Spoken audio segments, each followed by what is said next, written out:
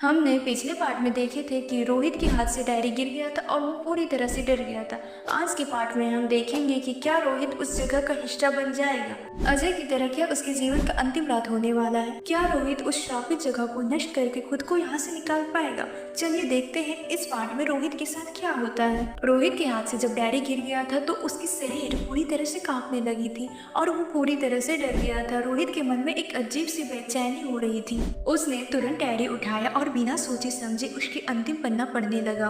हर पन्ने पर सिर्फ एक ही चीज लिखी थी, अजय की तरह तुम भी एक कहानी बनने वाले हो। उसकी शरीर पूरी तरह से कांपने लगी थी और वो जानता था कि अगर ये जगह वो नहीं छोड़ी तो अगला शिकार वही होगा। रोहित ने डिसाइड किया कि वो ये जगह को छोड़कर अपने शहर चले जाएगा। लेकिन एक और दिक्कत थी, दरवाजा खुल ही नहीं रहा था, जैसे किसी अनजानी शक्ति ने उसे अंदर से बंद कर दिया हो। रोहित ने जोर जोर से चिल्लाना शुरू किया, चाचा चाचा प्लीज मदद कीजिए, मुझे यहाँ से निकलना है, मुझे यहाँ से निकालिए। लेकिन कोई जवाब नहीं आया, हर तरफ सिर्फ शांति था। उसी समय अचानक डैडी अपने आप पलटने लगी, उसके पन्ने हवा में उड़ने लगे और एक अजीब सी गूंज उठी, रोहित तू अब नहीं बच सकता है। रोहित ने घबराकर डायरी दूर फेंकी, पर तभी उसी समय तेज झटके से उसके पूरे कमरे हिलने लगे। सब कुछ हिला देने वाला झटका महसूस होने लगा, जैसे भूकंप आ गया हो वहाँ पे। रोहित गिर पड़ा और उसका सिर दीवार से टकरा गया। उसकी आंखों के सामने अंधेरे छा गए। जब रोहित को होश आया तो उसने देखा कि वो किसी अनजानी जगह पर है। वो उस पुराने मकान में नहीं था, बल्कि एक अंधेरी सुरंग जैसी जगह में पड़ा था। उसके आसपास सिर्फ लाल रंग की दीवारें थी, जैसे किसी ने खून से रंग दिया हो। हर तरफ अजीब सी खुशबू थी, ऐसी स्मेल जो इंसान को पागल कर देती है। तभी एक आवाज उसके कानों में गूंजी उठी, रोहित तू भी आ गया यहाँ पे। ये अजय की आवाज थी, लेकिन अजय तो मर चुका था ना, ये रोहित अपने मन में बोला। रोहित ने घबराकर इधर उधर देखना शुरू कर दिया। सामने एक परछाई खड़ी थी, लेकिन इस बार वो सिर्फ एक रोशनी की लकीरें थी, जैसे धुएं से बनी हो अजय की। रोहित पूरी तरह से डर गया था और घबरा गया था और कांपती आवाजों में बोला, अजय तुम तो मर चुके थे ना, तो फिर यहाँ तुम कैसे। अजय की आत्मा धीरे से बोली, रोहित इस जगह से कोई नहीं जा सकता है, मैं भी नहीं जा सका, लेकिन अगर तू चाहता है कि तुम बचे तो तुझे वो करना होगा जो मैंने नहीं किया। रोहित ने घबरा कर पूछा, क्या क्या करना होगा मुझे बताओ। अजय ने गहरी सांस ली और कहा, मुझे मुक्ति दिलानी होगी। अगर तुम ऐसा करते हो तो तुम यहाँ से निकल जाओगे, अगर तुम ये नहीं करते हो तो तुम भी यहाँ का हिस्सा बन जाओगे। रोहित अब एक ऐसे मोड़ पर था जहाँ एक गलती उसकी जिंदगी बर्बाद कर सकती है। उसने अजय की आत्मा से कहा, मुझे बताओ मुझे क्या करना होगा इसके लिए। अजय ने धीरे से कहा, उसे उस डायरी को जला दे, पर याद रख जैसे ही तू उस डायरी को हाथ लगाएगा वो तुझे रोकने की कोशिश करेगा और इसमें तुम्हारी जान भी जा सकती है। ये बात सुनकर रोहित के दिल जोर जोर से धड़क रहा था। रोहित ने सोचा कि ऐसे न वैसे तो मुझे मरना है, क्यों ना मैं इस डायरी को ही जला दूं। उसने धीरे से डायरी को उठाया, जैसे ही उसने उसे हाथ लगाया डायरी जोर जोर से हिलने लगी, जैसे कोई उसे छुड़ा रहा हो। रूम में पूरी तरह से अंधेरा हो गया था और हर चीज हवा में उड़ने लगा था। एक तेज चीख सुनाई दी और पूरी जगह लाल रोशनी से भर गई। रोहित ये सब नजारा देख के पूरी तरह से घबरा गया था, फिर भी वो कोशिश करते रहा। उसमें उसे बहुत सारी चोटें आई और वो पूरी तरह से घायल हो चुका था। फिर रोहित ने बिना सोचे समझे डायरी को आग लगा दी। जैसे ही डायरी जली एक जोर की चीख गूंज उठी, नहीं ये मत करो। और फिर एक तेज धमाके के साथ सब कुछ शांत हो गया। धमाके की आवाज सुनकर रोहित बेहोश हो गया था। लेकिन क्या सच में सब कुछ खत्म हो गया था, या ये सिर्फ शुरुआत था किसी नई आर्ट की आने की। क्या रोहित सच में बच गया या कोई राज खुलने वाला है।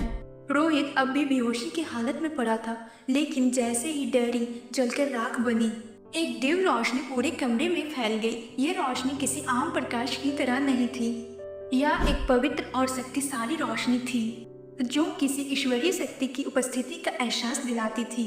अचानक हवा में एक मधुर लेकिन तेज आवाज गूंज उठी, रोहित डर मत, तेरी रक्षा मैं करूंगा।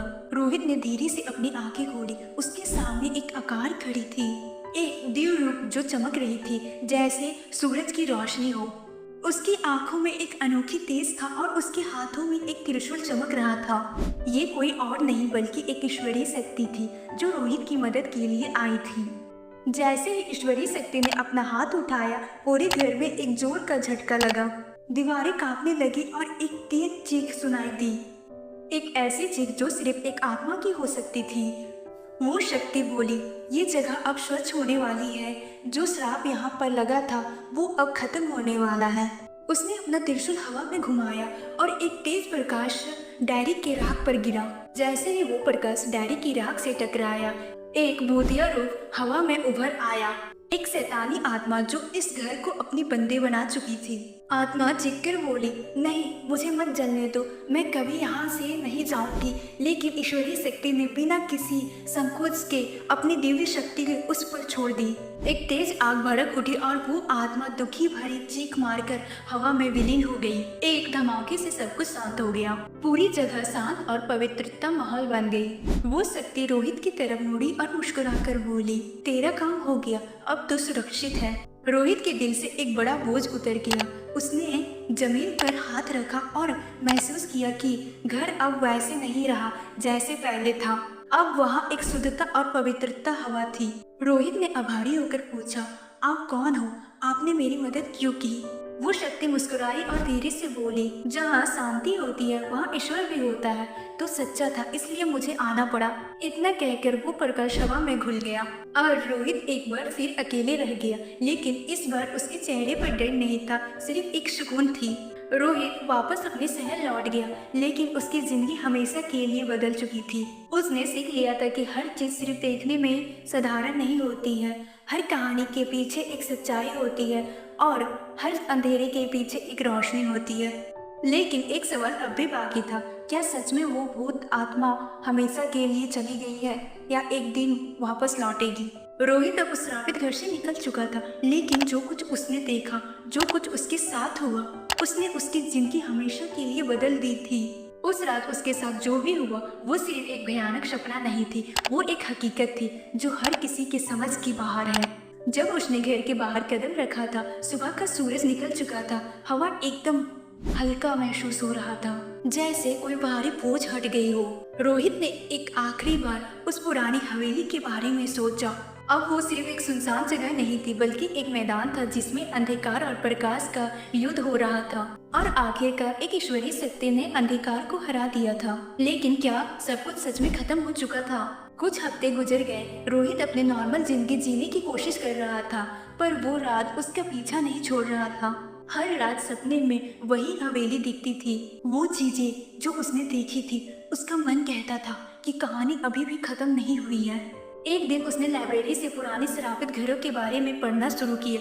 उसने जाना कि दुनिया में कई ऐसी जगह है जो सिर्फ इंसान के लिए नहीं बनी होती, और उन जगहों पर कभी कभी कोई अनोखी शक्तियाँ अपनी माया चलाती है। एक रात जब वो अपने कमरे में अकेले बैठा था, तभी उसका फोन वाइब्रेशन हुआ। एक अननोन नंबर से मैसेज आया, तू समझता है कि सब कुछ खत्म हो गया, फिर से सोच। रोहित का दिल जोर जोर से धड़कने लगा था। क्या ये सिर्फ एक फ्रैंक था या फिर उस रात जो भी हुआ था उसका असली अंत अभी भी बाकी था? उसने घबराकर इधर उधर देखा, पर सब कुछ नॉर्मल लग रहा था। लेकिन तभी एक ठंडी हवा का झोंका उसके कमरे में दस्तक दी। लाइट एक सेकंड के लिए झिलमिलाई और एक परछाई दीवार पर दिखाई दी। रोहित एकदम सहम जाता है। क्या ये सिर्फ एक वहम था या फिर कोई रूह अब भी उसके पीछे कर रही थी? और फिर एक हल्की सी आवाज उसके कान में आई, हम भी यही हैं। और रूम में एकदम शांति छा गया। उसी टाइम रोहित की मम्मी ने उसे बुलाया और रोहित की नींद खुल गई। मतलब वो हकीकत नहीं था, बल्कि वो सपना देख रहा था। और कहानी यही खत्म होती है। अगर आपको ये कहानी पसंद आई होगी तो लाइक करें, सब्सक्राइब करें और कमेंट में ज़रूर बताएं कि आपको ये कहानी कैसी लगी।